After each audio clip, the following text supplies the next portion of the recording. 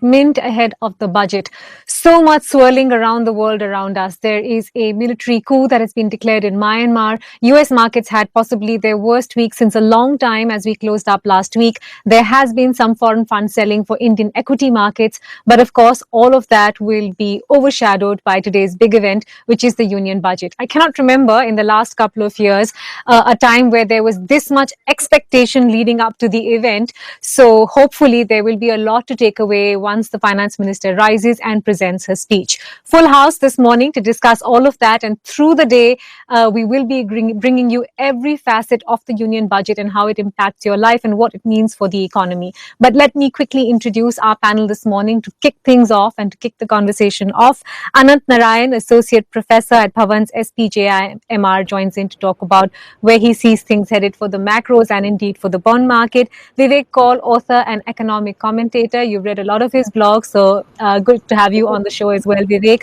Naina Lal Kidwai, former President FICCI and Chairman Advent India Advisory Board. Naina, welcome to this conversation. Radhika Gupta, who's MD and CEO at Edelweiss AMC, joins in as well.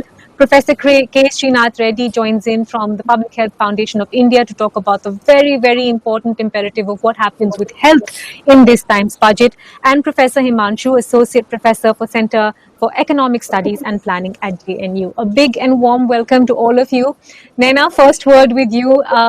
This is a big one, is it not, compared to the expectations of how we usually step into the budget saying, hey, it's a statement of accounts, let's deal with this and carry on. This time, it seems like expectations are different.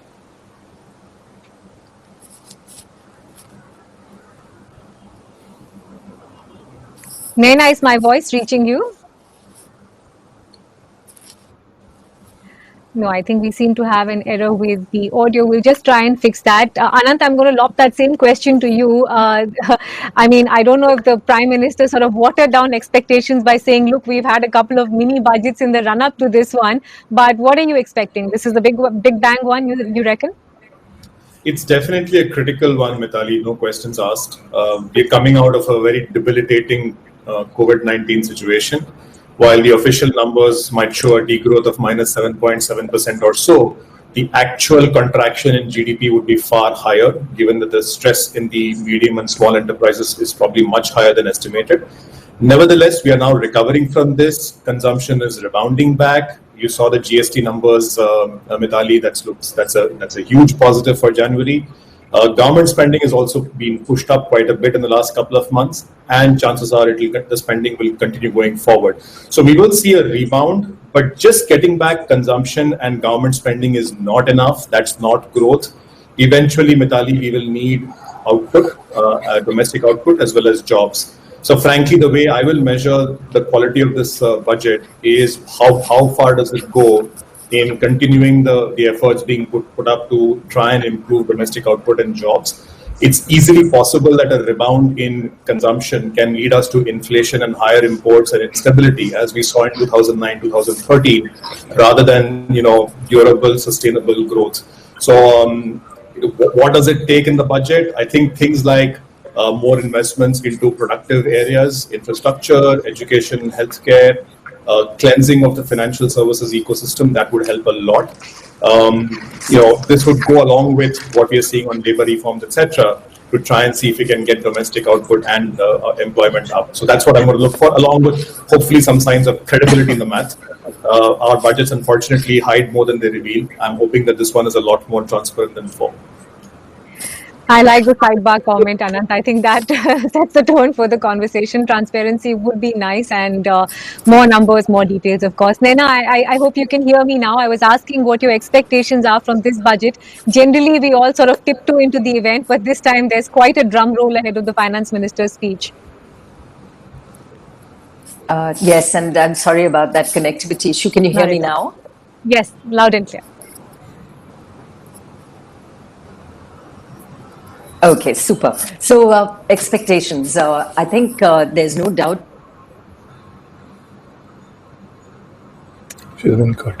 Oops, got a snappy connection today. Radhika, hi. Just tracking the equity markets, which seem to be going in positive but quiet this morning to the event. What is it that the equity market expects to see from the budget, both in terms of how life is impacted for them, and of course what the large macro strokes might be? So I think equity markets have had a great run and have been choppy ahead of the budget. I don't think equity markets or capital markets have large expectations in terms of tax relief. And quite frankly, I think the current tax structure doesn't demand much tax relief. Given the stress around the fiscal, I don't think equity markets are expecting tax relief. I think the one thing that equity markets will always expect, and I think we've been choppy to be frank in past budgets, is no chaos around taxation. We've had missteps with GAR, we've had missteps with the whole FPI issue. So whatever is laid out in terms of taxation should not be detrimental and should not be confusing, particularly for foreign investors. I think India needs a consistent tax regime. The second thing I think equity markets will hope for is what the budget is doing to pump in growth. There is a lot of talk about the fiscal challenges, but I think the economy is recovering, but it's recovering in precarious ground. And I think there is a belief that 12 to 18 months of counter-cyclical fiscal policy is still needed to support the equity markets. Some help on MSME, some help on labor markets. I think these are the 2-3 things. How much do you really go for growth at this point in time?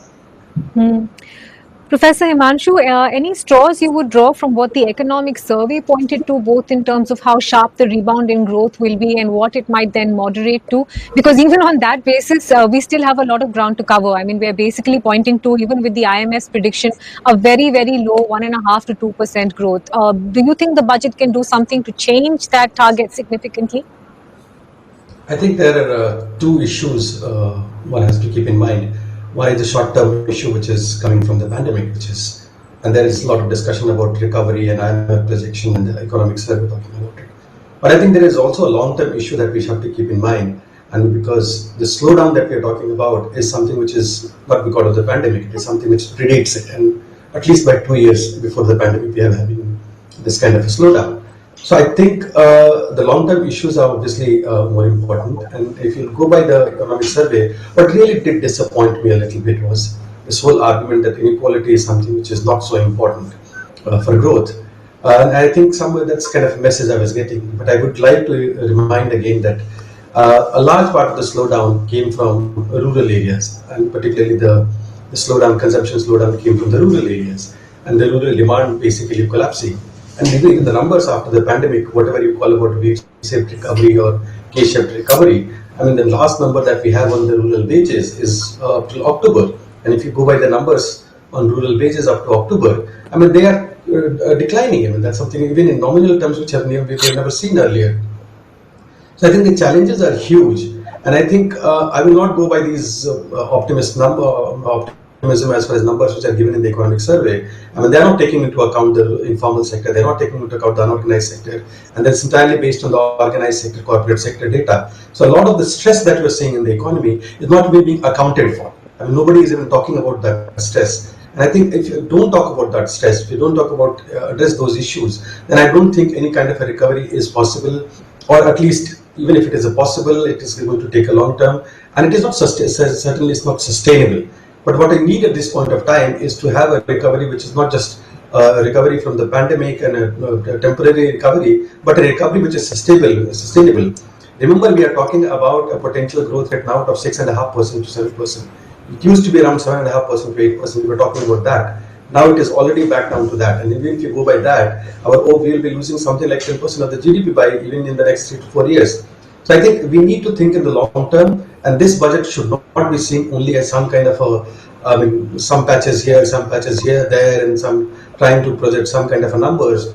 And I must, agree with the earlier commentator that the numbers need to be transparent as far as growth is concerned, as far as the budget is concerned, and both numbers. I mean, recently we had the revision in the GDP numbers for last year from 4.2% to 4%. I mean, what kind of numbers? I mean, if we can't have these numbers, then any projections are meaningless. So I would say that the real long-term issues need to be tackled, and this is the best time to tackle these structural issues that have been hampering the economy. The economy is struggling, and I think if there is a boldness that is required, that boldness has to be on these grounds. I haven't seen that coming out at this point of time.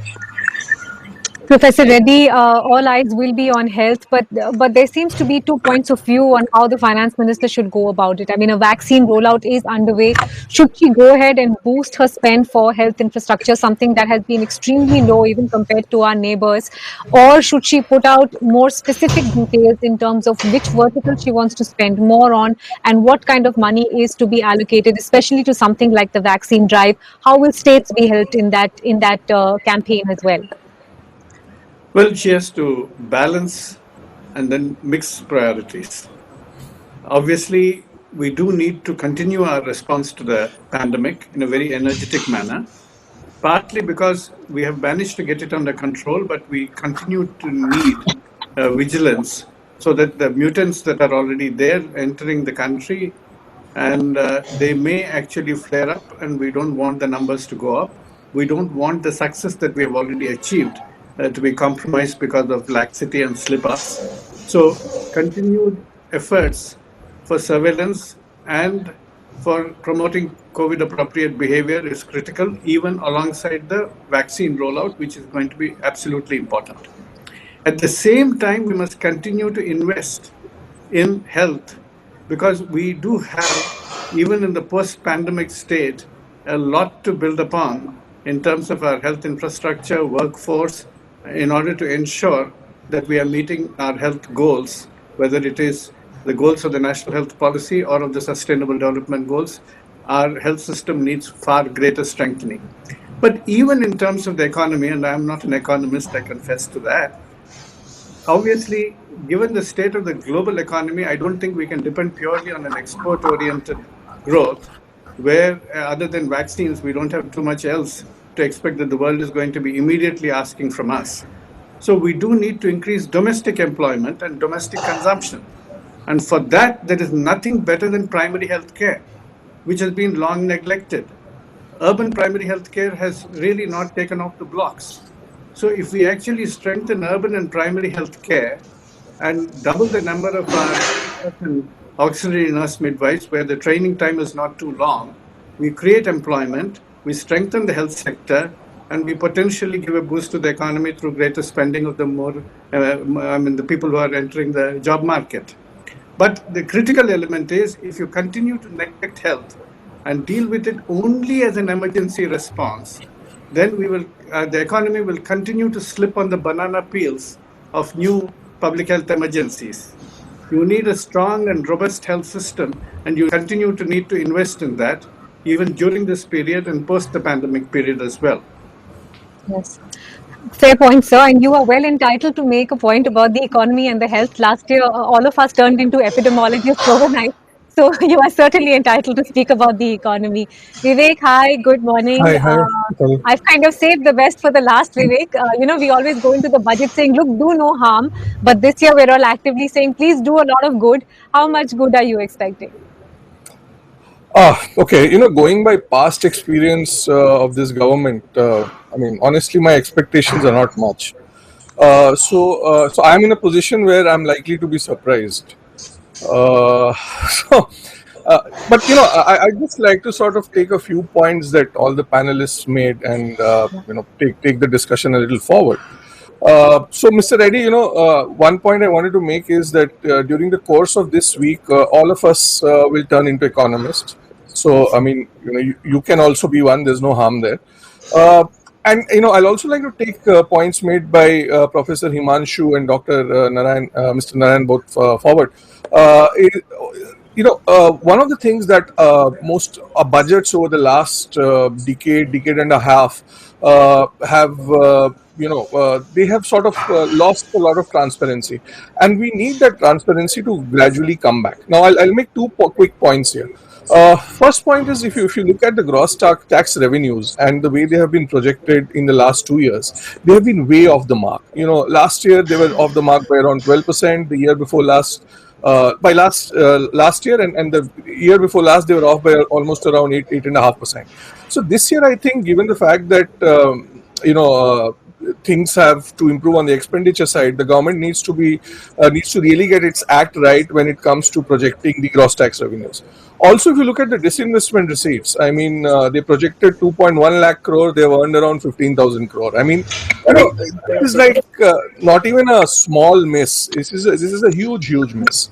The third point I wanted to make here is with regards to Food Corporation of India, and I keep making this point over and over again on why the fiscal deficit number, I mean, whatever it might be, is not credible at all, because we do not include a lot of money that Food Corporation of India needs to be paid into the calculation. So last year, the Food Corporation of India had put the total subsidy bill to around 3.18 lakh crore, and what the government paid them was around close to a little over 1 lakh crore.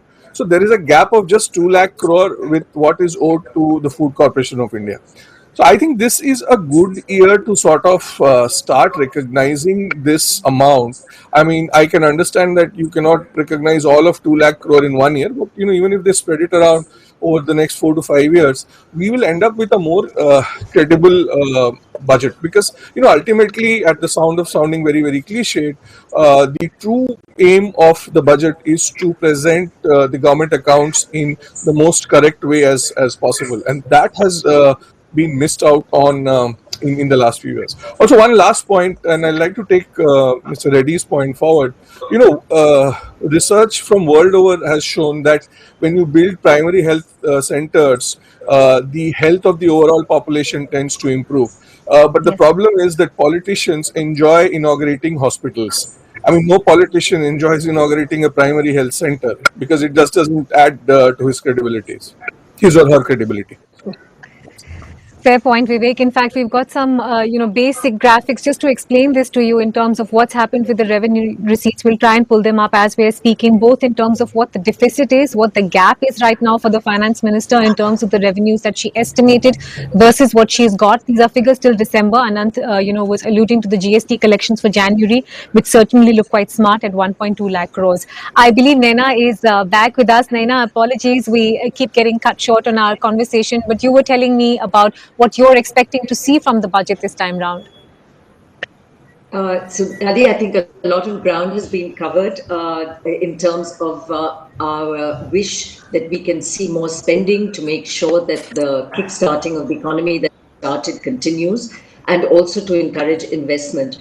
I want to touch on a very critical area, which I'm hoping we will see some of the announcements through the budget, and that is to do with the banking sector. We've seen the RBI report where gross NPAs are expected at 13.5% and could even worsen to 14.8% as per that report. And indeed, the public sector banks, they estimate is at 16.2%. We have a KV Kamath committee, which tells us that corporate debt under stress was at 15.52 lakh crores after COVID, and there was already 22.2 lakh crores under stress before COVID hit us. So 72% of debt to industry is under stress, and that is 37% of non-food credit. Now, these statistics tell me that the issues that are here facing us in terms of the financial sector are absolutely having to be resolved. And I think the ways that this will have to be done is the capitalization of the public sector banks is an issue. It will draw money, taxpayer money into those banks unless we do something about it, which clearly has to be about infusion of capital from public markets, enabling for them to dilute. A second area which would require focus is the sorting out of the stress and the debt in the system, particularly as the moratoriums begin to move. And in order to do that, we need to see very clear enunciation of how the IBC and the NCLT processes, which are all directionally right, but the speed of settlement is just very slow. A study that I have seen says that time-bound resolution is required because we are averaging 440 days for resolving the 277 cases approved thus far. That is not a good average. So we need both the settlement process and the funding going in that will enable the credit to GDP ratios in our country to rise. They're at about 50%. Most developed nations are at 100% credit to GDP ratio. So let's focus on getting our banking sector also pumping money into the system, even while government does the needful. in terms of ensuring spending and investment. Anant, come in on that. I mean, even if we're talking about nominal GDP at 12%, we need to have growth in formal credit at somewhere between 14 to 15%. It looks like a DFI is coming for the infrastructure side. That bill will be tabled. But what about the banks? What do you think the finance minister will do this time round to address that potential pain that's possibly coming in a hard way post-March? Well, I think Nana put out the prescription very well, and he put it in terms of the 4 Rs, which Dr. Arvind Subramaniam kind of laid out in 2016, which is recognition, resolution, recapitalization, followed by, of course, reform. Look, I don't know what the finance minister will do. She's got a huge wish list. God knows how many items. But if I was to advise her, and thankfully she doesn't listen to me, I would say exactly to go through the 4 Rs, right? The economic survey talks about doing a fresh asset quality review. Now, I'm sure a lot of bankers and people in NBFCs are upset with that. But I do think at some stage we need to confront the truth, because unless we confront the truth, we will not go with the urgency required around resolutions, etc.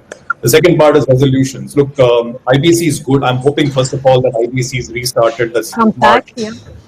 It comes back from April. But beyond IBC, Mithali, what Nana mentioned is absolutely right. Look, the size of the outstanding or non-performing assets, including those written off 100%, is just enormous. It's more than 20% of your outstanding loans, and no bankruptcy system in the world is geared towards that. Now, there are no nice solutions around this. Whatever you come out with, there'll be 30 people who will come and criticize it. Whether it's a bad bank, whether it's AIFs being allowed to do the resolutions, but take a call. I personally like a bad bank, which, if it is structured well along the lines that Malaysia did after the crisis, I think it can work. But do whatever is required to try and resolve those issues and get back capacity onto the system, right? The third part is recapitalization. Nana spoke about it. I won't go through that, but I do think, yes, absolutely it's required. And the last part, look, 60% of our banking, Mithali, is public sector banking. Now, public sector banks are good, but they are besetted with NPAs. We've had, telephone banking earlier. We have Mudra banking now. We have Shamyana banking now. Essentially, we need Delhi getting out of banking, right? And that autonomy, whether it is getting a BIC to own the shares of the government, and whether it is getting the nationalized banks out of the Nationalized Bank Act into the Companies Act, giving them a level playing field along with other private sector bankers. I think that's an extremely critical part, and that doesn't cost money. That would be a call which the central government can take without necessarily involving other stakeholders. And I'm hoping that progress is made on that particular front. There is other work required around governance, because governance is ownership neutral. You have frauds everywhere, private sector, public sector, everywhere. There is work happening around auditors, boards, RBI, surveillance, etc. But if there was one thing I would look for on banking from the finance minister, it is to unlock the potential of the public sector banking by giving them autonomy, not necessarily privatization, but at least embark on autonomy, along with the other four Rs that we talked about, Mithali. Yeah. Radhika, I want to pick up on a point that Vivek raised, which was the rather disappointing run in terms of disinvestment from the government's point of view. I mean, otherwise it's been, a banging year in 2020 for IPO proceeds. But, what kind of figure do you think would look realistic, and what method do you think the government should use at this point? We've got things like Air India, etc. in the pipeline, but that is evidently not moving with the speed and alacrity that it should. So I agree, and I think, in the past, the disinvestment department has done a reasonably decent job of meeting disinvestment targets. Obviously, some of the conventional mechanisms like ETFs, etc., have been kind of thrown out of the window, good or bad. I think this year was held up because of COVID. But I think with equity markets at a high, I think you have to stop looking at trickier issues like Air India, and some of the easier assets to monetize. Air India is a process that is going to take a very, very long time. I think beyond those companies, you also have to look at a lot of physical assets. I think someone mentioned this in the conversation, but real estate assets, any land monetization, that is a much easier thing to do.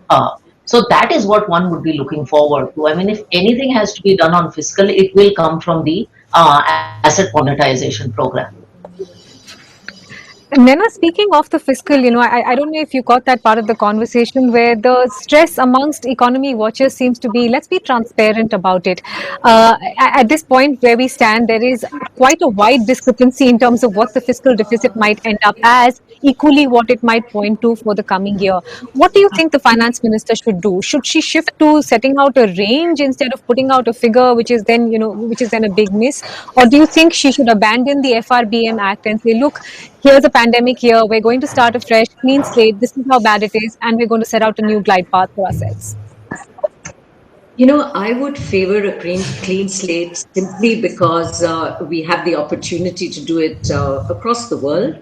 And indeed, our own fisc is way over the 3.5% committed, looking more like the 7% as it is now. I think we get the reprieve because the whole world is really in a mess, but we only get it for a short term. So the ability to be convincing and demonstrate a commitment to this new FRBM, which in the medium term brings us back to a much lower fisc, is what is going to be critical to ensure that our ratings don't suffer and that there is credibility in what is set out. And that credibility has to be around different parts of where that funding is to come from. I think there is a belief that as we are seeing the tax collections go up, I'm seeing estimates which are suggesting that we may well see by the end of the year a fisc that is down to the sort of 5.5% level. And this is projection by economists, not by the government. So we have that wind behind the sails. We have to just make sure that the macros look good and help us achieve that. So that we shouldn't be tweaking the budget and upsetting what is right now a pretty good sort of wind behind us that is setting us forth into this year. I think the second is on disinvestment. I totally agree with the comments made by other panelists that setting our heart and numbers on the tough disinvestments, ever since I can remember my investment banking career, we've been trying to find a partner or disinvest Air India. I remember trying to do this myself about 20 years ago. This is a really sticky asset, and I'm delighted the government is taking this forward. But that's not a number that we can really hang our hopes on. And even BPCL, which looked like a jewel, is not looking easy. So it will have to be small disinvestments through capital markets, which could be through, the sort of IPO disinvestment models. Definitely the real estate model that Radhika said, because the government is holding a lot of assets which can easily be, and this is the time to actually monetize these. So look at, and the government set out this very clear program, therefore, on the bits that will make up the puzzle, which will complete the fundraising in a direction which gives us fiscal responsibility, but in the medium term. As for now, we must absolutely ensure that we keep pump priming the economy. We are just not over the hump right now, and it would be the wrong time to begin to pull back. Absolutely. Fair point. Anant, I know you have to run. So, one quick figure from you before you go, and I hope we get to chat later post the budget. But what is it that you think the market and economy watchers would be watching for on that expenditure jump? Anything above 17 to 18% would look like a fair jump, including what you want to see on capital expenditure. Well, Mithali, as I think Vivek was mentioning, the whole range is possible. Frankly, I think the government should probably go with a nominal GDP growth of about 14% or so. There are a lot of economists who say it will be higher than that, but it's a good conservative number to go with. And more than actually the actual increase in the expenditure numbers, I think the quality of expenditure is what is important also, Mithali. I'm hoping that they show a reduction or at least a deceleration in the growth of revenue expenditure and a decisive shift towards productive investments. By that, I mean shifts into infrastructure, shifts into education and healthcare that Dr. Reddy mentioned, and a shift towards trying to get the banking system up and running. Look, one of the issues that we will have, Mithali, is shorn of the accounting smoke screens. we will probably end with an incredibly high, close to 7% of GDP of revenue deficit for this pandemic year. Of course, it's pandemic hit, so you can't blame the government for that. But if they can show a roadmap towards bringing that down to close to zero over the next 7 years, give yourself time because you can't do it overnight. And if you back that up with credible numbers that people like all of us can look at and say, okay, this is credible, that will give a lot of comfort that the expenditure is shifting towards the right part. The reason I make this point, Mithali, is look, a lot of us are talking about the need to pump prime the economy and to get consumption and demand again. I think consumption and demand will come through. There is money in the system. Look at the growth in money supply. It is a K-shaped recovery. There are parts of the economy, including the rural side and the urban rich, who are doing well, who've got money to spend. And plus, accompanied with government spending, I think demand will come through. The part that's missing, Mithali, is do we have domestic output matching it? 2009, 2013, we did manage to get up domestic demand. Everything, consumption, government spending, and investment, all were firing on all cylinders. But where we kind of missed up was we did not have domestic production catch up with that. So you had inflation and imports coming instead of real growth. And that's what we need to avoid going forward. Get in domestic jobs and domestic output rather than just worrying about the demand side. So I'm hoping for a pivot from revenue expenditure towards capital spending, which will hopefully hold us in good stead with getting the domestic output up. But the budget alone will not suffice. We all know that the real economy, in terms of what's happening on getting supply chains from China, getting domestic manufacturing up, which will take time, that's going to be the key towards getting domestic output and employment up. Absolutely, Anant, and one hopes that come 1:30 or 2 o'clock, whenever the budget ends, there is much to cheer. Professor Himanshu, I just want to pick up on one sort of facet of this recovery that we've been talking about. I read an interesting report today by DK of CRISIL, where he pointed out that it's not so much what's happened in terms of the recovery or how much we will recover as a percentage. It's also important to realize that there is a certain percentage of the GDP that has been permanently damaged. Would you concur with that? What do you think the extent of that damage is? And do you think at this point something can be done to ameliorate that kind of head-on collision with permanent damage for a country's GDP? I think that's a very valid point, and I think very difficult to put a number to that, but roughly there have been several estimates, roughly around 10% of what we will lose. I mean, we are talking about something like, say, going up to 2023, 24, or 24, 25, up to that period of time. And that's something, some of it is expected. I mean, the kind of a declining output GDP that we have seen in this particular year. So even a recovery that we are talking about, that recovery has to factor in those ones, and including the slowdown that we had happened. So I think those are issues on which I don't think much can be done, and the estimate of 10% doesn't look very much off the mark in that sense. But I think what the government will have to think about is to simply move beyond this temporary phase of this 1 year, the pandemic, looking at it. And I think the only way you can recover the GDP loss is by going to a higher rate of growth in the coming years. And that will require not just thinking about the recovery in this year, but recovering for not just for this year, but for the next year and next to next year. I think, and that will require a long-term strategy. And I think it is in that context, I think this particular year gives you an opportunity. I mean, honestly, nobody is going to talk about your fiscal deficit numbers. Ever since the FRBM has been passed, we have not yet matched those numbers. Every year there is a clause that says that, okay, we are not meeting the FRBM number. So there is no beating the bush around and saying that, look, we are going to reach that. We will never reach that. We are not going to go up to that number. But this is a year when it gives you an opportunity to go beyond those numbers. Nobody is asking you, because the entire world is going to breach those numbers. So do that kind of a thing. And I think the point that Anant was talking about, that we have to look at not the quantity numbers, but actually the quality of expenditure. Quality, how are we managing the revenues? Where are we generating the revenues? Where we are spending? What kind of a multiplier impact that kind of spending have? And again, those numbers are there, and that's something which is there. But it has to be a program which is not restricted to this particular year, but has to be restricted, has to be slightly longer term, at least for 3 to 4 years, if you are trying to recover the lost GDP. Otherwise, you are simply playing with numbers. And I think the Prime Minister said the mini budgets. These mini budgets have now become almost like a norm. I mean, we don't stick to the budgets. What we promise to spend, I mean, by the second or third month itself, we start revising those numbers. So I don't think we should be bothered too much about those numbers, but rather in terms of ideas as to where you're going 4 year down the line, 5 year down the line is what we should be thinking about. And that is something that a budget could do. I mean, a lot of governance issues are not part of the budget. And I think all important issues about banking reform, IBC, and all those issues are very, very pertinent in terms of ramping up domestic credit supply as well as manufacturing. But these are not part of the so much of it. That can be done at later stage, and there are continuous process that is happening. I mean, courts have intervened, and those things are there. But I think a direction is what is missing, and this is something which is very much clear in the last 2 to 3 budgets that have been presented by this government. Sure.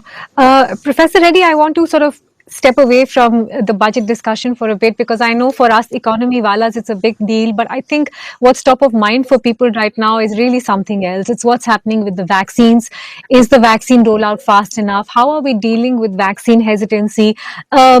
Do you feel that this is something that should be sort of incorporated into a conversation now? What is the government's plan to take on vaccine hesitancy, which seems quite high across most states? Are we doing enough to ensure that the rollout is happening as speedily as possible? Are we opening up channels for private access to vaccinations for those who have the, monetary ability to get themselves vaccinated? Do you think this should be the platform to discuss it? And I'm keen to know what your own thoughts are on all those issues. Well, I think the vaccine hesitancy element is now declining a bit.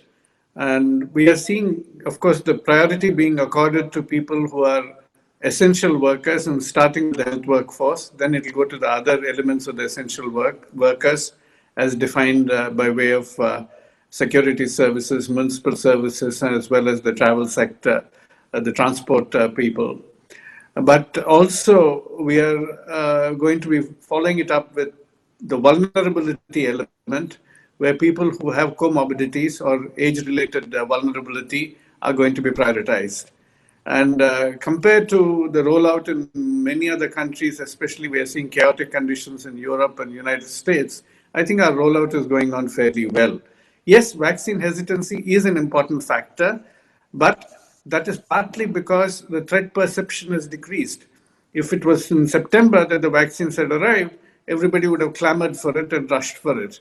Now it appears that many people feel that the worst is over, and therefore they're hesitating or waiting to see what happens to the others who take it, or waiting for newer vaccines to arrive. But nevertheless, I think as experience builds up, confidence too will build up, and we are going to see more people being immunized. And that certainly has to be an important priority. And both the center and the states will have to together act, both in order to enhance the efficiency of delivery, even better than what is being done now, particularly when it opens up to the general public, and then also to ensure that the vaccine confidence is certainly boosted. Coming to the question of whether it's good should be released into the private market, I do not think it's the time at all. Unless these sections who have been predefined on ground of essentiality and vulnerability are actually provided the vaccines with whatever stocks are available, I think entry into the private market is going to result in queue jumping, and that is not an appropriate behavior. So I think we ought to follow the rules and then ensure that whatever are the priorities set by the government should be followed. And then if more vaccines also enter by June or so, after getting the regulatory approval, and there are very, very many which are going to be in the queue, then it's possible that our situation in terms of stocks and availability is going to be much more, and the choice of vaccines also will be higher. And I believe it's that time when we can really look at whether we can open up much more into the private market, not just to cater to the sense of urgency of those who feel privileged to access because they have the cash to buy. No, absolutely. And I think for the two that are available at this point, they still have some clearances left. Covishield does before it gets to the private market, and Covaxin, of course, is still negotiating phase 3. Nina, I wanted to go back to the previous point you were making about the banking space with specific reference to what's happening in the MSME sector. A lot of that pain is not even known, frankly. Can the budget be the appropriate mechanism to address their pain, or do you think that's a much longer drawn out process and something we need to address on a day-to-day basis, what's happened with the MSME space and what their needs are at this point? There's certainly an expectation that announcements that support and help the MSME sector get made.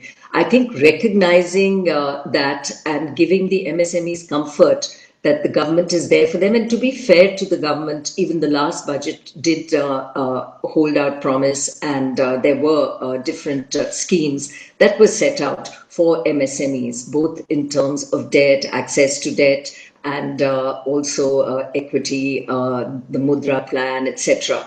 So, and by MSMEs, we cover a very wide sector. It can be everything from that rural entrepreneur to companies which are mid-sized and indeed suffering. And some of that suffering has happened not just because of COVID, it's also happened because their supply chains got disrupted because of China. That we have had issues, therefore, around exports. So we have many fronts which we can tackle to bring the MSMEs back to market. I would say export and export thrust would be a very important one. It is something where right now there's a lot of money owed to companies by government through various credit set-offs, etc., which are stuck. So government has to hold out its promise of funds which it had committed to and have not released. Of course, the medium-term ones are about easing the process. Supply chain disruptions have to be addressed because it's all very well having a foreign policy vis-a-vis China, but we have to look at the pain points and do this all gradually in terms of execution on the ground. So many areas, which some within budget, some without, but I think the budget must make important statements on support and continuing support for the MSMEs who are not out of pain and trouble at all. And you see it in terms of stress already in the banking sector, and this will come back to haunt us in terms of NPAs if we don't fix it now. And we have been down that very dark road just a few years back. Radhika, I want to touch upon the equity market specifically in terms of the fact that there were some murmurs around whether a wealth tax would be introduced or whether there would be some tweaking on LTCG or STT. Do you think that could happen? And conversely, if there is some relief given at the bottom of the tax base, do you think that could do something to encourage further investment or looking at equity markets afresh? Capital markets. Can you hear me? Yeah. Okay. Yes. So I think there are three parts to this. One is capital gains tax and equity capital gains tax. 10% was already introduced, and it's been only a couple of years since that's happened. The market has had a demand for STT going away. They've also had a demand, which I think is very reasonable, about the taxation on dividend income, because corporate India is paying tax, then you're paying tax on dividends, and that becomes very, very inefficient. If that were to go away, that would be a fantastic outcome. I don't see a case for a removal of 10% LTCG. I think India is actually very competitive on taxation. So that is not something that scares the market. I think this notion of the wealth tax, there was also something, Mithali, that came out about an additional slab of 35% above a certain amount of income.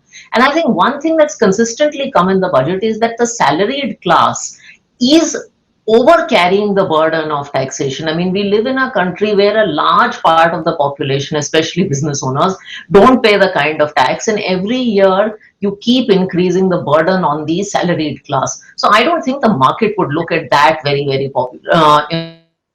Well, I think you need to find ways to broaden the tax net rather than taking the same group of people and burdening them every year. And the third is that if you were to do something for the lower end of the economy and directly give them a way to increase consumption, I think that would be looked on very well. But it can't be another tax on the rich. What about the fixed income side of things, Radhika? The gross market borrowing last year was a pretty large figure. Is the bond market a bit nervous about what she announces in terms of a borrowing figure? I think the bond market is kind of expecting a large borrowing figure. I think the bond market also if you talk to most bond professionals today, they also realize the need for growth and that borrowing will be a part of the plan. So I don't think the bond market will be very nervous. I think for the bond market, if she has a medium-term plan on how to address the deficit, And she doesn't. One of the things that spooked me a little bit in the economic survey was this whole thing of dismissing ratings, etc., and saying credit ratings are not important, etc. I think that kind of statement will spook the bond market, because ultimately India is competitive and raises foreign capital. So you have to be wise. I mean, your ratings, etc., that whole ecosystem affects your ability to raise capital. So I think the bond market will be forgiving for a year if there's a sensible medium-term outlook. Yeah, absolutely. Especially if you're talking about things like global bond listings, that is not the best way to go about it. Vivek, I want to pick up on the point that Naina was making about a thrust towards export. Unfortunately, though, and this has happened for a couple of budgets now, the approach seems to be slapping on higher import duties, import substitution, essentially. Do you think that might be something the budget does again? Pushed over the last couple of years, the Atmanirbharta narrative. I mean, I would find it surprising if they go back on it. Past experience has shown us very, very clearly that import substitution has not worked for us. And the irony is that along with import substitution, we are also talking about export competence. Now, how do you compete in the export market if, you do not compete in your domestic market? Now, this is a very, very simple point which has been made by economists over the last many, many decades. But then, with the due apologies to Mr. Manmohan Singh, nobody can stop a bad idea whose time has come. So this bad idea will, and we have quite a few bad ideas going around right now, which including the idea of a bad bank, the idea of DFIs. I mean, these are all bad ideas which seem to be making a comeback. I would also like to make one point, around what Naina ma'am was saying about recapitalization of banks. Recapitalization of banks has been happening. It's not like recapitalization of banks has stopped. But the funny thing is that in the last 2 to 3 years, it has been more of an accounting jugglery, wherein what happens is that the government issues recapitalization bonds, and the banks per se use their deposits to buy these recapitalization bonds, and then the government takes that money and invests it in the banks as capital. So it's essentially money being moved from one side of the balance sheet to another side of the balance sheet. So what this does is that it does not end up as an expenditure in the accounts of the government, because there's no money. The government is not spending any of the tax money or the disinvestment money that it has earned. So this has been happening for quite a few years, and what you're essentially doing is you're kicking the problem down the lane, and in the years to come, when these bonds mature, money will have to be repaid.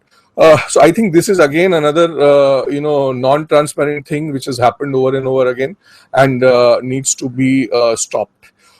Regarding the land point, I've been talking about it for the last 2 to 3 years, that the government needs to sell a lot of its land, and this idea basically came to me from I stay in central Mumbai, and in one of the bylanes in Worli, there is this company called the Bicycle Corporation of India. And I've been walking past it for the last 15, 16 years. It remains shut. It is, I don't know how big the property is, but probably a few acres. A few acres in, and I'm not a real estate expert, but few acres in Worli would yield you at least a few 100 crores.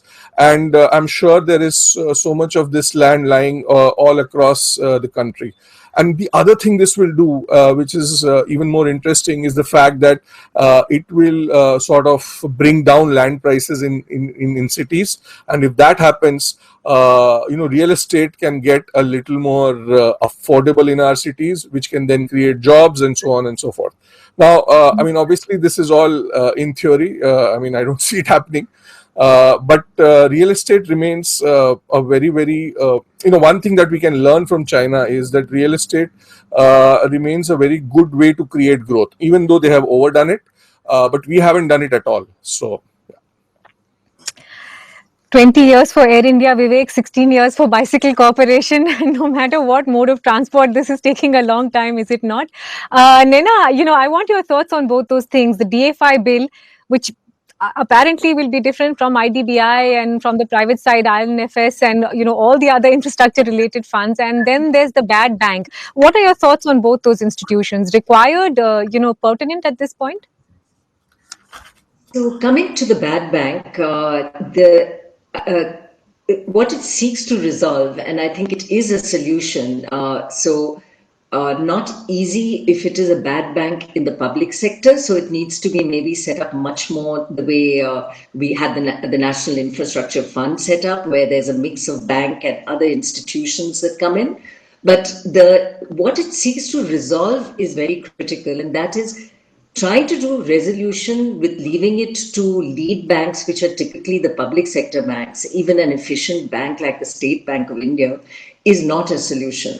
Bankers find it very hard to be part of a resolution process and agree to write off debt, which impacts the organizations that they work with, and the fear of various enforcement institutions coming at them 10 years after they're retired will, no matter what promise we hold out, it is not in their DNA to do this. So we have to create a way in which these assets can be resolved in a timely way, and nor can we wait, as I indicated, for 440 days to resolve each issue. So every patient that is on the operating table dies when it should actually be resuscitated. What we need is mechanisms that enable quicker resolution.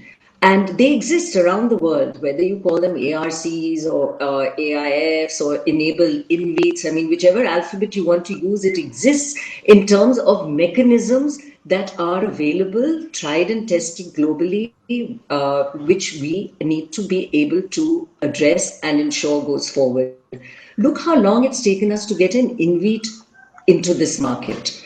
And these mechanisms have existed for years globally. And we're just seeing the first of our InVITs actually coming in. Let's move faster on some of this financial institutionalization, which enables settlement of debt. The bad bank is an idea. I would rather call it an asset management institution into which these assets which need resolution can go, and then have experts there that are resolving it. And every one of the points that our panelists have made, Mr. Kaul is right in saying assets. The reason they're stuck is the people who are trying to release those assets have very little incentive to put their signature to any document which enables it. So let's put it somewhere where those that get into this asset management structure, which then helps with these resolutions, has both the expertise, the ability, and the authority to resolve and put those assets out to sale. Very true. About 7 minutes to go before we hopefully hear from the finance minister, expected to rise at 11 a.m. Markets are pretty buoyant at this point, 1% rally on the frontline indices. The banks are actually looking very, very buoyant, up almost 2% on the Nifty Bank X. So maybe there's something coming from the banking universe. Professor Himanshu, I wanted two specific figures from you. You know, if you've had a chance to look at that, what kind of increase do you think the finance minister may and should allocate for the NREGA scheme, where there was overspending, of course, last year, and there likely will be this year as well? And secondly, what kind of outlay do you think she's going to put out for the DBT program, the direct benefit transfer? Do you expect to see significant increases over there? After the pandemic, but I think that has not been sufficient. I mean, most of the state governments ran out of the money by end of October, or some of them ran out by end of November. I think there is a huge pent-up demand which is to be met, and I think NREGA would require some, at least for this particular year. So we will need that kind of money going into NREGA. It has to go beyond the 1 lakh crore which was already there, or at least be kept at that level. And I think secondly, the DBT programs need to be stepped up. And I'm not just talking about some kind of transfer which is coming from the PM Kisan, which is already there, but at least a lot of the social security pensions, for example, have not been revised since 2006. I mean, they are still 200 rupees per month, which is what was being given in 2006. I mean, even if you take into account inflation, that comes to roughly around close to 1,000 rupees. But I think they need to be ramped up, and there is certainly a requirement to increase those allocations in all sorts of social security provisions, at least for this particular year. And I hope that there is some increase in allocations to most of the DBT programs as well as to NREGA. Okay, Naina and Professor Reddy, I'm going to thank you on that note. Thank you so much for your time. Hopefully, we will get to speak later and discuss the budget in more detail. As I said, quite buoyant this morning for the equity markets as well, waiting by for the finance minister. But before we do that, may I introduce Mr. Shogato Gupta, who's MD and CEO at Marico, who's joined in to talk with us. Thank you, Mr. Gupta, for taking time out and speaking with us. Big one, you think, for boosting the consumption theme. What are you expecting to hear from the finance minister today? So I think it's a difficult budget, no wonder. But I think they will try to do whatever possible. And I think in the last 1 year, there has been a series of incremental steps that have been taken.